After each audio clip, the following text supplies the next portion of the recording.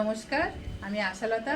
আজকে আমি আপনাদের বাচ্চা থেকে বড় সবাইয়ের খুব পছন্দ হবে আর খুব ঝটপট হয়ে যায়। তো এখানে একটা আমি টিফিনের রেসিপি করে দেখাচ্ছি। তো এখানে আটা নিয়েছি 1 কাপ, চিনি নিয়েছি 3 চামচ, একটা ডিম, কলা। তো যে কলাগুলো খুব পেকে গেছে, বাচ্চাদের খেতে ভালো লাগে না বা কারোরই খেতে ভালো লাগে না, সেই কলা দিয়ে আপনারা এই প্যানকেক রেসিপিটা করে নেবেন। আশা করছি সবাইয়ের খুব ভালো লাগবে। তো কলার খোসাটা ছাড়িয়ে এবারে কলাগুলো নিয়ে নেব। একটু ছোট টুকরো করে নিলে ভালো হয়, তাহলে মিক্সিতে মেশাতে এটা খুব ভালো হবে। এবার দিয়ে দেবো চিনি। চিনিটা আপনারা একটু স্বাদ মতন ব্যবহার করতে পারেন। যদি বেশি মিষ্টি পছন্দ তো আরও 2 চামচ দিয়ে দিতে পারেন।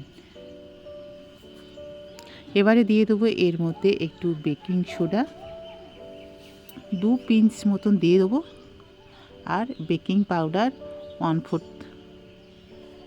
দিয়ে দেবো, টিস্পুন। এটা দিয়ে ভালো করে এর সাথে এবারে দিয়ে দেবো ডিমটা।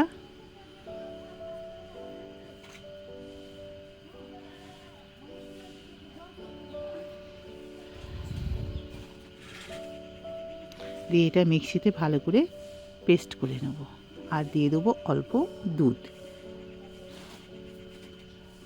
একটা ঘন ব্যাটার তৈরি করতে হবে, তার জন্য অল্প অল্প দুধ দিয়ে দেব।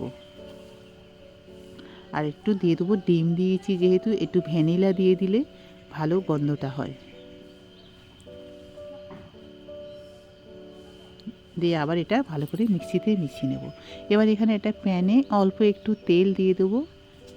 আপনারা পারলে এটা ব্রাশ করে দিয়ে দিতে পারেন। তো আমি অল্প একটু তেল দিয়ে চারিদিকে একটু ঘুরিয়ে দিলাম।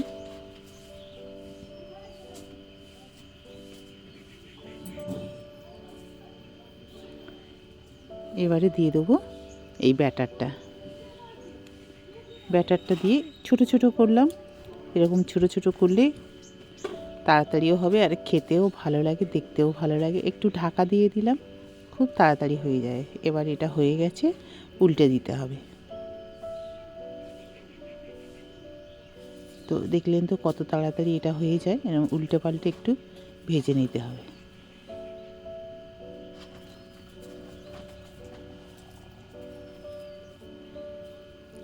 আরও একটা দেখালাম আপনাদের।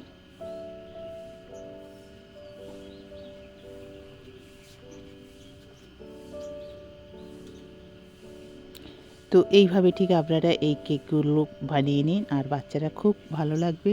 উপর থেকে মধু দিয়ে এটা পরিবেশন করুন। কেমন লেগেছে রেসিপিটা আপনারা অবশ্যই কমেন্ট করে জানাতে পারেন।